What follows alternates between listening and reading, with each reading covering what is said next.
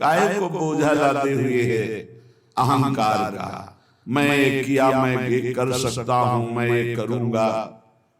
अरे अपने आप को प्रभु के चरणों की शरण में दे दे और कर्तव्य का पालन करते हुए भगवत स्मरण कर, बड़ा भला हो जाएगा।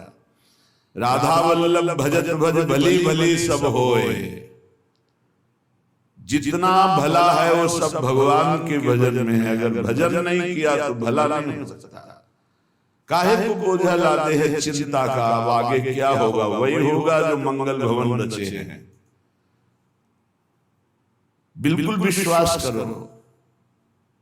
सुनो भरत भावी प्रबल बिलख कहो मुनिनाथ, हानि लाभ जीवन मरण जस अपजस विधिहान। जो विधना ने लिख दिया छठी राव के अंग, राय घटे न तिल बढ़े लहुरे जीव निसंग। क्या चिंता करो, चिंतन करो। तुम्हारी ये चिंता भय शोक दुख ये तभी भागेंगे जैसे जैसे श्यामाजू का चिंतन करोगे, जैसे जैसे परमार्थ में आगे कदम बढ़ाओगे तुम निश्चिंत हो जाओगे, निर्भय हो जाओगे, निशोक हो जाओगे। उदासीन जग में रहे।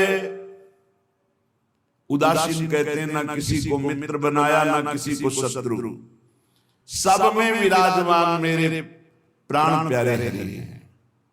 ये क्रूरा अपि पापिनो न दशताम संभास दृश्याचये सर्वान् वस्तुतया निरीक्ष परम स्वाराध्य बुद्धिर्मम। ये मेरे आचार्य का आदेश है। जो क्रूर हैं, पापी हैं, दुष्ट हैं, नीच हैं, वो तुम्हें दिखाई दे रहे। मेरी दृष्टि में आराध्य देव श्री राधा वल्लभ लाल, श्री कृष्ण चंद्र जो सबके हृदय मंदिर में हम परमात्मा देखने के लिए चले हैं, ना कि क्रूर पापी दुष्ट निंदक देखने के लिए चले। हम साधना कर रहे हैं सब में परमात्मा का अनुभव करने के लिए। जड़ चैतन्य कछु नहीं दिखे, जहां दिखे तहां श्याम खड़े। ये सिद्धि है, ये साधना की परिपक्व अवस्था है कि अपने इष्ट को वासुदेवा सर्वमिति महात्मा सुदुर्लभा। हम उस मार्ग के पथिक हैं। सत्संग सुने तो बहुत सावधान होकर सुने। एक एक शब्द रहस्य पूर्ण होता है। मत्ता परतरम नान्यत् किंचिदस्ति धनंजय। हे अर्जुन, मेरे सिवा कुछ नहीं है, मैं ही मैं हूं। तो कह रहे फिर काहे को किसी से बैर करते हो, काहे किसी की निंदा करते हो?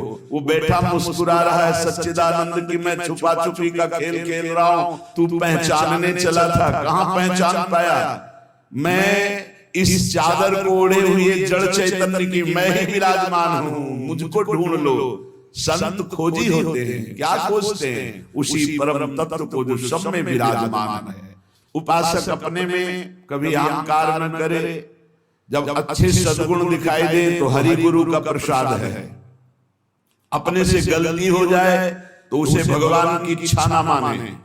ये हमारा ज्ञान है, हमारी गलती, हमारा दोष है, और उस दोष का प्रायश्चित करे, दंड दे, क्षमा ना करे। दूसरों को भले क्षमा कर दे, अपने मन को क्षमा ना करे। जो अपने मन को सब क्षमा करते, सब दूसरों के जरा से दोष को क्षमा नहीं कर सकते, अपने पहाड़ जैसे पाप को भी क्षमा कर देते। यहाँ सिद्धांत उल्टा है। परमार्थ का पथिक अपने राय भर के भी दोष को पहाड़ के समान मानकर उसका प्रायश्चित करता है, और दूसरे के पहाड़ के समान दोष को भी राय के समान भी नहीं मानता है। ये परमार्थ के पथिक का स्वभाव होता है। हमारे से अच्छा बन गया श्री गुरुदेव की कृपा, श्री लाडली जी की कृपा। बुरा हो गया ये मेरी गलती, मेरी वासना है, ये मेरा अहंकार है कहीं जो मेरे से गलती करवा दिया। यही बात गोस्वामी तुलसीदास जी कहते हैं। सच्चा साधक कभी क्षमा नहीं करता अपने को, उसको प्रायश्चित गुरुजनों से मिलकर निश्चित करता है। जाओ इतने दिन व्रत रहो, परिक्रमा लगाओ, ये सब दंड मन को मिल रहा है, मन निर्मल होगा। अपने पापों को तो प्रायश्चित नहीं करते, दूसरे की जरा सी गलती को पहाड़ जैसा वर्णन कर देते। ये भगवान के दास नहीं होते, ये भगवत विमुख जन होते हैं। अगर आपके साथ कोई व्यवहार अनुकूल कर रहा है या प्रतिकूल, तो आप क्रिया को मत देखो, अनुकूल प्रतिकूल, कारण तत्व को देखो। हृदय में बैठा हुआ और प्रेरित रघुवंश विभूषण भगवान प्रेरणा कर रहा है। क्यों? क्योंकि मुझे वो अनुकूल प्रतिकूल से ऊपर उठाना चाहता है। इसलिए अनुकूल प्रतिकूल परिस्थिति सांसारिक पुरुष को हर्ष या शोक देती है, लेकिन भक्त को या भगवत मार्ग के पथिक को नहीं, क्योंकि वो कारण तत्व को देखता है। तभी ये तिरस्कार अपमान निंदा देते हैं। जिसको प्रभु अपना लेते हैं उसके जीवन में जरूर कृपा करके आते हैं तिरस्कार अपमान निंदा। क्यों? क्योंकि इसका एक चिपकाव का स्वभाव है। कोई जरा सा प्यार करे बस वो मान लेता है ये मेरा। कोई वस्तु अच्छी लगी चिपक गया बस उस वस्तु को, इसके बिना मैं नहीं जी सकता। जो वस्तु व्यक्ति स्थान के प्रति ममता है, आसक्ति है, लगाव है, ये तिरस्कार अपमान और निंदा के द्वारा दूर होता है। जब निंदा हुई, तिरस्कार हुआ, अपमान हुआ, जैसे बिल्वमंगल जी का तिरस्कार कर दिया, कट वचन बोले चिंतामणि ने, तो भगवान की तरफ कदम बढ़े। नहीं, जीव का जो मन है वो चिपकू स्वभाव का है। वो आसक्ति, वो ममता, वो राग कर लेता है। जरा सा बोल दे, जरा सा अनुकूल हो जाए तो वो उसी में राजी हो जाता है कि ये मेरा है। प्रभु ऐसा होने नहीं देते, बड़े कृपाल हैं, अपने जन को फंसने नहीं देते। इसलिए वहां से प्रतिकूलता दिलाते, तिरस्कार दिलाते, कटु वचन दिलाते, तो वो फिर चैतन्य होता है। अरे नहीं, इस जगत में कोई नहीं, हरि के सिवा मेरा कोई, फिर हरि की तरफ भागता है।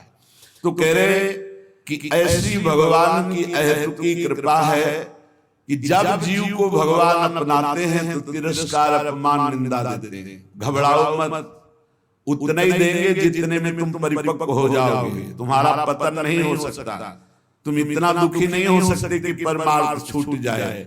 ए भाई, जिनको मिल गया हो तो छोड़ना मत कि पड़ोसी ठीक नहीं है, व्यवस्था ठीक नहीं है, कोई सेवा करने वाला नहीं। एक सोच बनी रहती है, वो महाभाग्यशाली है, त्रिभुवन में बंदनी है, जो सीधा वृंदावन का अखंड वास स्वीकार कर लिया। ये बड़ी दुर्लभ बात है। अखंड वृंदावन वास करते हुए बस वृंदावन बस गए, इतनो बड़ो सयान और जुगल चरण के भजन में निमिष न दीजिए जान। जब प्रियालाल ने इतनी कृपा कर दी तो हमसे चूक कैसे हो जाएगी। हम हर समय श्यामा श्याम का सुमिरन करें। सांद्रानंदाब्धि मध्ये लसति रसमयं चिन्मणि द्वीपमेकम्